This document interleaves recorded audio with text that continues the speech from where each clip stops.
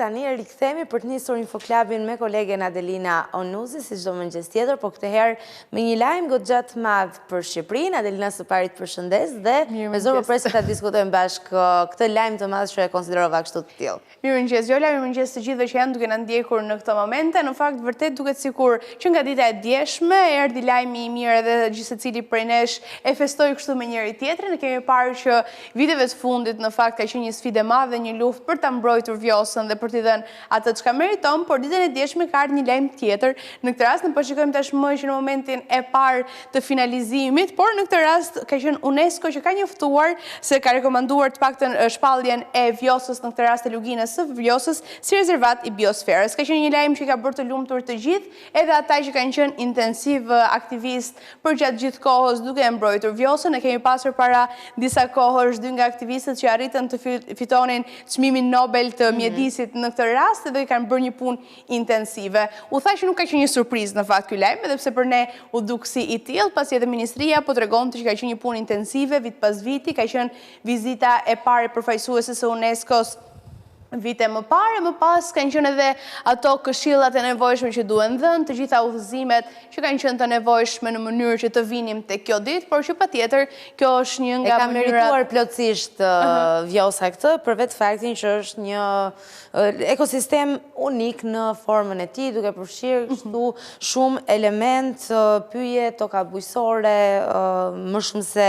1100 lloje bimësh, pra kemi aty një ekosistem që plotësisht e ka merituar që të njihej dhe të shpallej nga UNESCO si rezervat i biosferës, një lajm i cili është përcjell me shumë entuziazëm nga çdo qytetar shqiptar, mbi të gjitha nga çdo aktivist i cili për vite me radhë ka luftuar dhe ka punuar për kauzën e Vjosës, por njëherëzi edhe liderët e vendit kanë shprehur patjetër një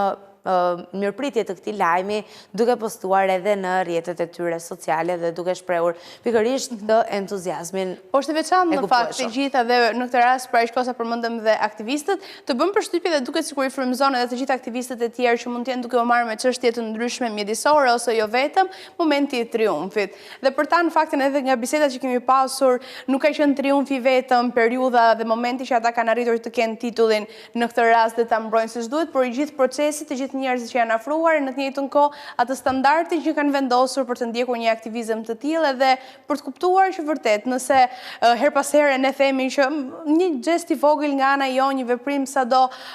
i panevojshëm në dukje të parë nga ne, duket sikur nuk ndryshon shumë gjëra, por ja që i bëka të gjitha këto ndryshimet dhe arrin të kemi UNESCO-n kështu si miket tonën edhe të bëjmë ato lajmet e mëdha me njëri tjetrin edhe t'i tregojmë, por që patjetër ishte një nga gjërat më të bukura që u konsiderua ditën e djeshme dhe shpresojmë të kemi lajme të tilla her pas here për të gjitha zonat shumë të bukura edhe që kanë nevojë të mbrohen edhe të na tregojnë vlerën që gjithë Shqipëria ka në vetvete dhe bukuritë natyrore, se tashmë e kemi parë edhe nga të gjitha ata të huajt që kanë filluar të vinë vit pas viti, se si ndryshon dhe si duhet kuptojmë edhe ne së pari vlerën dhe përpos vlerës, duhet ta mbajmë atë vend që kemi e të kujdesemi sa më shumë për të ditë ditës. Është e pabesueshme në fakt se sa shumë pasuri gjenden brenda një vendi kaq të vogël si Shqipëria, kështu që do duhet ta vlerësojmë ca më shumë, edhe pse kjo vitet e fundit duket se ka një tendencë pozitive. Tani do të shkojmë tek një vend tjetër i vogël me 1.4 milion banor, është pak larg nga ne. Besoj që tashmë përveç faktit që ka një lajm i cili lidhet me teknologjinë, një pjesë e mirë e jona e njohin edhe prej faktit që i ka dedikuar një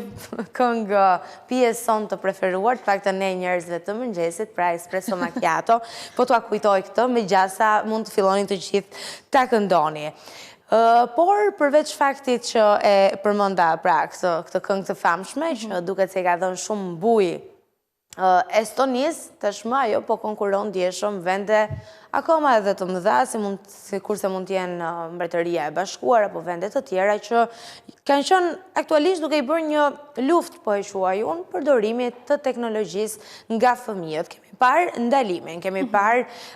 për shembull, po përmend Australinë që pati një ndalim lidhur me moshën e përdorimit të teknologjisë. Deri në 16 vjeç në mos gaboj. Ndërkohë,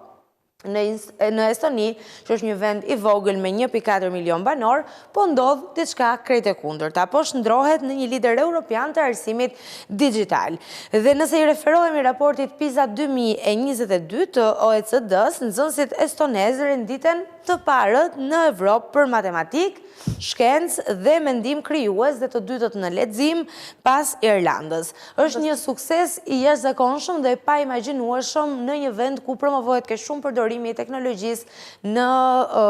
institucionet arsimore. Një farë kontradikte në fakt, dhe vërtet të bëmë përshtypje se her pas here këtë mendojmë edhe përdoret si justifikim që mos ta lëmë të jetë shumë tek teknologjia, se kush e di ç'ndodh ndodh më pas nga shkolla dhe nga ajo çfarë bëhet. Po kam përshtypjen që këtu fillojmë pastaj edhe dalim edhe në problematika të tjera, se si po e përdorim teknologjinë në institucione arsimore, do kishte mënyra të tjera që do të ta thjeshtonte dhe do ta bënte më ndryshe dhe me efekt për të gjithë ata që e përdorin, po megjithatë ky rezultat është i habitshëm edhe bravo. Është i habitshëm dhe kam përshtypjen që vjen e gjitha si pasojë e mënyrës së përdorimit. Pra, ka shumë e diskutuara mënyra e përdorimit të teknologjisë, që do të thotë konkretisht nëse marrim më të mirën prej saj, do të na shërbej për mirë se mundësi tjetër nuk ka. AI Leap është në fakt lëvizja më e madhe e Estonisë drejt inteligjencës artificiale, pikërisht në shtator. Pak muaj më vonë do të niset dhe faza e parë e projektit kombëtar AI Leap, i cili është një projekt, një program që synon që t'i pajisë nxënësit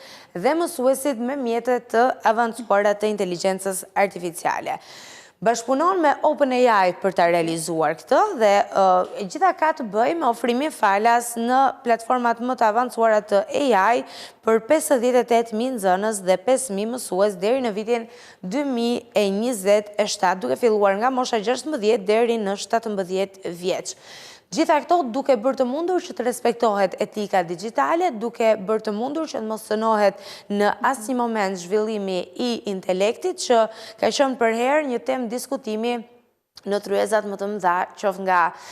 përfaqësuesit e institucioneve arsimore, por qoftë edhe nga përfaqësuesit dhe liderat global të teknologjisë. Dhe besoj të gjithë rikthehemi edhe një herë tek ajo çfarë ne e përmendëm më herët, që ka të bëj me përdorimin e teknologjisë. Nëse e përdorim për të na shërbyer, do të na shërbej. Nëse e përdorim pastaj për qëllime të tjera, mund të sjellë një efekt i cili do të ishte plotësisht i pritshëm. Shembullin e kemi tashmë, nuk kemi si ta ankohemi në sensin që do ishte e dëmshme nëse përdorim teknologjinë për shkak të faktorëve të tjera, e kemi parë dhe mbasi do duhet të kemi një rishikim të gjitha mënyrave se si e përdorin dhe funksionojnë, në mënyrë që të kemi mundësi edhe të marrim atë mësimin e duhur. Përmendë pak më parë një pjesë që ne kemi të gjithë edhe nevojë, duhet thënë tashmë, sidomos për ne si popull e dim që edhe është tashmë e zakonshme që edhe nëse do të shkosh të dalësh për shembull për të pirë alkool, do thuash, dalim pim një kafe dhe më pas nuk ka rëndësi se çfarë gjë do konsumosh në realitet, njësoj si me bukën. Po megjithatë, në këtë rast do kalojmë tek pijet alkolike. Nuk e di se si ka marrëdhënie të gjithë secili me këtë term në fakt, por megjithatë, her pas here jemi mësuar që të konsiderojmë disa pije pak më të dëmshme, të themi që po pi pak alkool se nuk më bën dëm, apo po pi një diferencë mes verës së bardhë dhe të kuqe, Adelina, dhe them po konsumoj verë të bardhë, nuk ka rëndësi se çfarë kam në tryezë, se si më duket kjo e kuqja, se ç'më jep një efekt jo shumë të rehatshëm për trupin dhe për organizmin. Tani pres të ma thuash, a kam të drejtë apo jo? Në fakt janë të shumtë edhe shumë prej njerëzve që thonë se vera e kuqe në këtë rast është më pak e dëmshme se sa bira apo alkoolet të tjera, apo bëjnë gjithashtu edhe dallime të ndryshme mes alkooleve të forta e gjithçka tjetër. Por sipas atyre që studiojnë dhe e dinë mjaft mirë se si funksionon një gjithë procesi i alkoolit edhe se çfarë të duhej të dinë edhe të mësojnë, nuk është se ka një alkool më pak të dëmshëm në këtë rast, dhe ajo çfarë mua më bëri përshtypje që nuk ka rëndësi as sasia. Pra, edhe nëse thua që po konsumoj vetëm pak alkool, sërish ke arritur të bësh atë dëmin në organizmin tënd dhe të ndikosh në mënyrë të drejtë për drejtë. Megjithatë është ka qenë një rezultat i habitshëm për të gjithë ata që e kanë mësuar, edhe në këtë rast nuk vlen më të kemi ato justifikimet tona, siç po thonin pak më parë, por nëse ndalemi konkretisht, kur pi një pije alkolike, trupi arrin të përpunojë në këtë rast substancën që të dedet kalojë dhe deri në dëmtim të ADN-s. Kjo është ajo që ka ngritur alarme të forta në këtë rast, edhe na ka bërë të mendojmë pak më shumë se si funksionon e gjithë ky term në vetvete, si funksionon e gjithë procesi dhe si mund të kalojë dhe të dëmtojë në këtë rast edhe ADN-n. Megjithatë, në këtë rast studimi ka treguar pikërisht të rezultate dhe na ka bërë të ditur, kështu që nuk ka rëndësi Viola nëse ndihesh keq me verën e kuqe apo të bardhën, sidoqoftë alkooli arrin edhe të dëmtojë në këtë rast. Sërish nuk flasim për përdorimin. Eksakt, domethënë në këtë rast se duket sikur edhe ne bëjmë edhe justifikimin në vetvete, por që dëmtimet e tilla arrin momentet që e dim edhe se si funksionojnë abuzimet apo se mund të jetë edhe mund të kthehet deri në varësi. Kështu që këto janë rezultatet deri më tanishme se si funksionon dhe si është, po e shikoj pak më ndryshe sepse dukshëm për gjithë secilin prej nesh jemi doktori vetes ndonjëherë. Pikërisht dhe çdo organizëm patjetër që nuk funksionon në mënyrë të njëjtë si tjetri dhe për të gjithë ballkanësit që e kanë dëgjuar në këtë momente, pa merak fare, mund vazhdoni ta konsumoni ende ato kafe në merë, raki në mëngjes, se unë e di që është një ritual, duam apo s'duam ta pranojmë. Më kujtohen në batuta patjetër se si në periudhën e Covid-19 ne ishim të sigurt se kishim rakin që na ndihmonte dhe na kishte lënë kështu të krejtësisht të pastër nga çdo lloj virusi, po megjithatë mbetet ende në teorinë e konspiracionit, po unë e besoj për vetë. Unë po qëndroj kështu nga ana tjetër, po megjithatë sigurisht nuk këshillojmë domethënë pirjen e alkoolit apo çfarëdo lloj substance tjetër që mund t'ju dëmtojë. Megjithatë, mbetemi te kafja, me që është bërë si nevojë tashmë dhe kemi nuk i konsiderojmë më dëmet për aq kohë, plus sa kemi sjellë edhe herë të tjera studime që kanë treguar se është pikërisht kafja që ka përfitime, por edhe në këtë rast me sasi është e nevojshme për ta ditur edhe për ta pasur parasysh. Gjithmonë me sasinë e duhur.